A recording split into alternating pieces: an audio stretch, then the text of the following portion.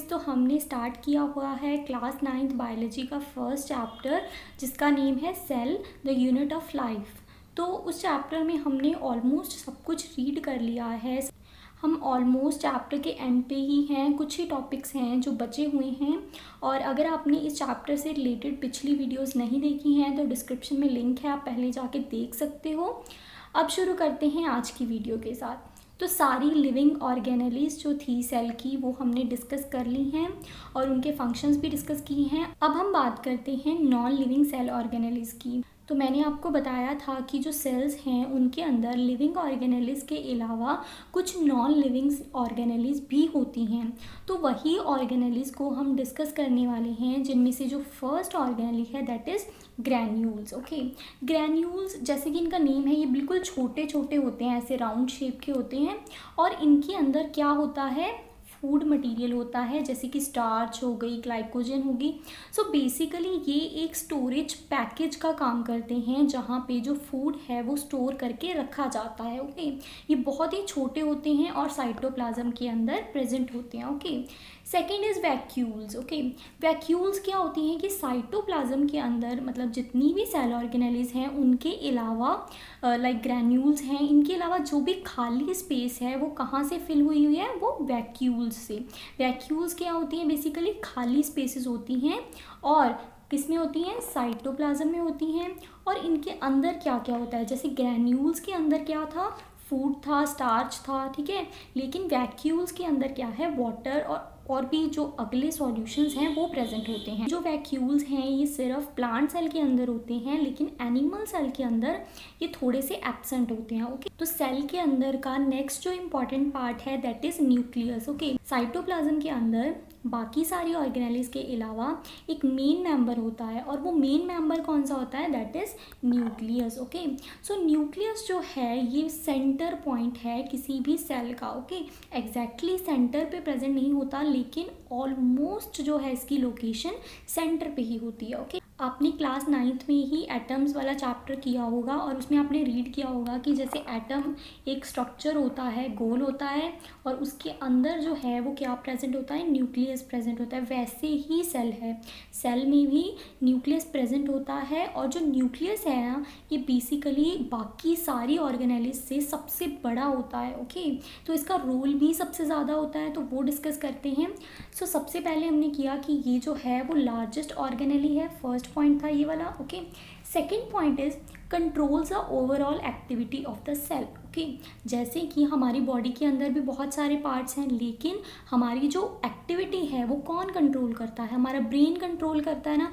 वैसे ही सेल के अंदर इन सारी ऑर्गेनेलीज की जो एक्टिविटी है उस पर जो कंट्रोल है वो किसका होता है, न्यूक्लियस का। Okay, discovered by Robert brown. तो मैंने आपको चैप्टर की स्टार्टिंग में जब सेल की डिस्कवरी पढ़ाई थी तब उसमें बोला था कि जो सेल है उसको किसने डिस्कवर किया, रॉबर्ट हुक ने। तो आप इससे याद रख सकते हो कि सेल को किसने किया, रॉबर्ट हुक ने, और जो न्यूक्लियस है उसको किसने डिस्कवर किया, that was Robert brown. Okay, so at the centre of cytoplasm मैंने बता ही दिया आपको। और उसके अलावा जो है इसकी न्यूक्लियर मेम्ब्रेन होती है। जैसे सेल जो है उसकी एक सेल मेम्ब्रेन होती है जो उसको आउटर सराउंडिंग से अलग करती है, वैसे ही बिल्कुल जो न्यूक्लियस है उसकी एक न्यूक्लियर मेम्ब्रेन होती है। ओके, अगला है in the nucleoplasm there are thread like structures called chromatin material. Okay, अब जो न्यूक्लियोप्लाज्म है, ओके देखो सबसे पहले क्या है, सेल है, ठीक है।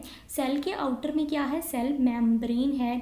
और जो सेल मेम्ब्रेन है, जैसे कि ये सेल मेम्ब्रेन है, सेल मेम्ब्रेन के अंदर क्या है, न्यूक्लियोप्लाज्म। ओके, अब न्यूक्लियोप्लाज्म के अंदर क्या है, न्यूक्लियोप्लाज्म के अंदर कुछ थ्रेड्स लाइक स्ट्रक्चर्स हैं जिनको हम क्रोमेटिन फाइबर्स बोलते हैं। इन्हीं फाइबर्स को आगे जाके क्रोमोसोम का नाम दिया गया। ओके, सो न्यूक्लियर मेम्ब्रेन है, न्यूक्लियर मेम्ब्रेन में क्या फील्ड है, न्यूक्लियोप्लाज्म फील्ड है। देन न्यूक्लियोप्लाज्म किससे बना है, क्रोमेटिन मटेरियल से या फिर क्रोमोसोम से। ओके,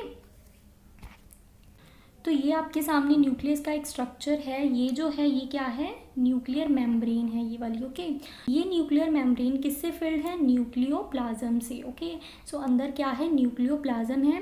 और जो न्यूक्लियोप्लाज्म है उसके अंदर क्या है? उसके अंदर ये है, ये फाइबर्स लाइक स्ट्रक्चर हैं, इनको ही हम बोलते हैं क्रोमोसोम्स। ओके, जो एटम था उसका न्यूक्लियस होता है, उसके अंदर क्या होते हैं? प्रोटॉन्स और न्यूट्रॉन्स होते हैं ना। वैसे ही ये एक सेल का न्यूक्लियस है और इसके अंदर एक और पार्ट होता है जिसको हम बोलते हैं nucleolus. Okay, so that is nucleolus. और यहाँ पे कुछ न्यूक्लियर पोर्स हैं। ये पोर्स आपको पता है कि किस लिए होती हैं? ताकि कोई भी सबस्टांस जो है वो एंटर कर सके और जो एग्जिट करना चाहता है वो एग्जिट कर सके। ओके, सो ये था न्यूक्लियस के बारे में। अब थोड़ा सा पढ़ लेते हैं क्रोमोसोम्स के बारे में। ओके, क्योंकि जो एट द एंड जो न्यूक्लियस है उसके अंदर क्रोमोसोम्स ही हैं। सो क्रोमोसोम्स किससे बनते हैं? क्रोमेटिन मटीरियल से बनते हैं। ओके, ये जो फाइबर्स लाइक स्ट्रक्चर आपने देखे थे वो किससे बनते हैं? क्रोमेटिन मटीरियल से बनते हैं।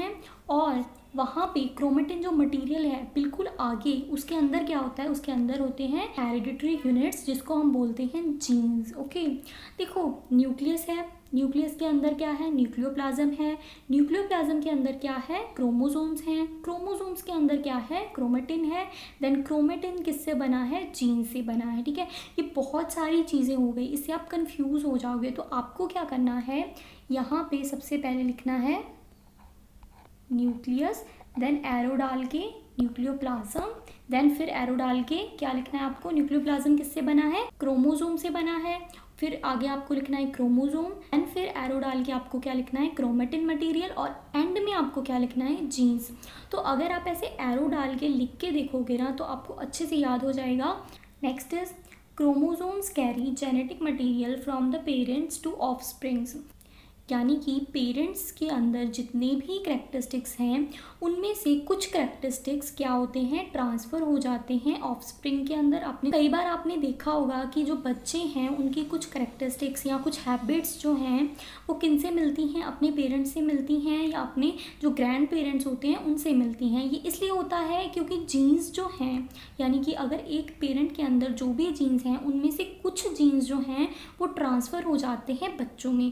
सो उन जीन्स की वजह से ही हमारी कई बार कुछ आदतें जो हैं या कुछ करेक्टरिस्टिक्स हैं अपने पेरेंट्स से मिलती हैं। ओके, सो अभी यहीं ख़त्म नहीं हुआ है, आगे जो जीन्स हैं वो भी एक मटेरियल के बने होते हैं और मटेरियल होता है डीएनए, जिसको बोलते हैं deoxy ribo nucleic acid. So DNA का नाम आपने सुना ही होगा। सो डीएनए भी एक बहुत ही कॉम्प्लेक्स मटेरियल है, बहुत ही कॉम्प्लेक्स सबस्टांस है एक्चुअली, और इसकी जो कॉम्पोजिशन है वो भी बहुत कॉम्प्लिकेटेड है। तो उसको हम नहीं करेंगे, हम सिर्फ यहाँ तक ही करेंगे कि जो क्रोमेटिन है वो किससे बनता है? जीन्स से, और जीन्स के अंदर क्या होता है? डीएनए होता है। तो अब हमने रीड कर लिया है किसके बारे में? न्यूक्लियस के बारे में और उसकी जो कॉम्पोजिशन थी उसके बारे में। ओके, सो अब आते हैं prokaryotic cells and eukaryotic cells की ओर।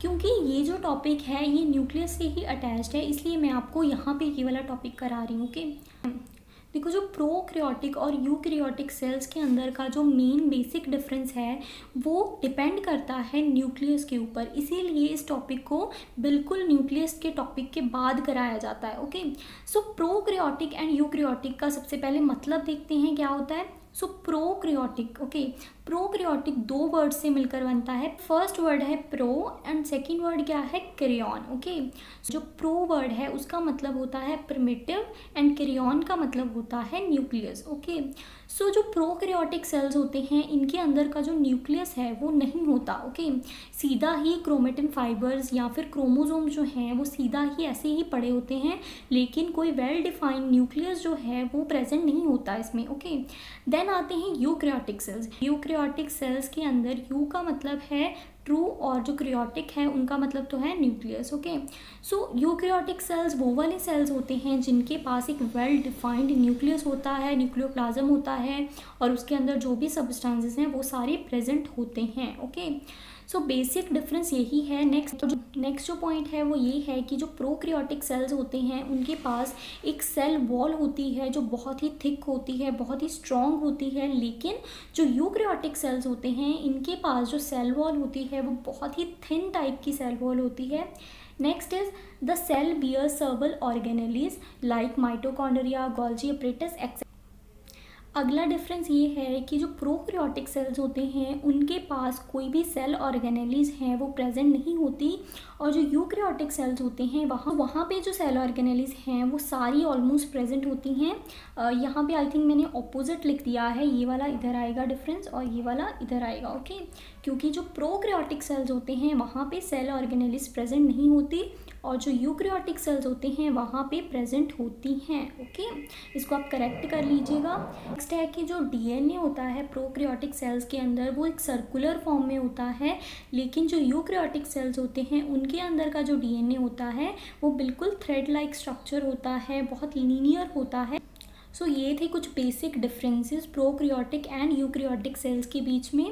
प्रोकैरियोटिक सेल्स की जो एग्जांपल हैं वो है बैक्टीरियल सेल्स, या जो यूनिसेलुलर ऑर्गेनिज्म है वो इसकी एग्जांपल है। देन जो यूकैरियोटिक सेल्स है उसके अंदर वो सारी एग्जांपल्स आ जाती हैं जो मल्टी सेलुलर ऑर्गेनिजम्स के अंदर होते हैं, ओके। सो इसके साथ ही इस चैप्टर से रिलेटेड आपके सारे टॉपिक्स कवर हो गए हैं, और मैंने कोशिश की है कि एक भी सिंगल टॉपिक ना छोड़ूं, आपको हर चीज़ जो आपके बुक के अंदर दी हुई है वो आपको पढ़ाई जाए और अच्छे तरीके से पढ़ाई जाए। जैसे कि हमारी पिछली वीडियोस में होता है कि हर वीडियो के एंड में हम 3 क्वेश्चंस रखते हैं जिनके आंसर्स आप मुझे कमेंट सेक्शन में देते हो। ये वीडियो का एंड है तो आपके लिए ऐसे कोई क्वेश्चंस नहीं है, आज आपके लिए एक टॉपिक है जो आपको स्टडी करना है खुद से, और वो टॉपिक है प्रोटोप्लाज्म। ये बहुत ही छोटा सा टॉपिक है, आपको प्रोटोप्लाज्म क्या होता है, क्या क्या कॉम्पोजिशंस होती हैं इसकी, सो ये आपको अपनी बुक में से रीड करना है। अगर कोई भी डाउट हो आप मुझे कमेंट करके ज़रूर पूछ सकते हैं। अगर आपको ये वीडियो अच्छी लगी तो प्लीज़ लाइक कीजिए, आपके लाइक करने से मुझे मोटिवेशन मिलती है कि मैं ज़्यादा से ज़्यादा वीडियोज़ लेके आऊँ आपके लिए,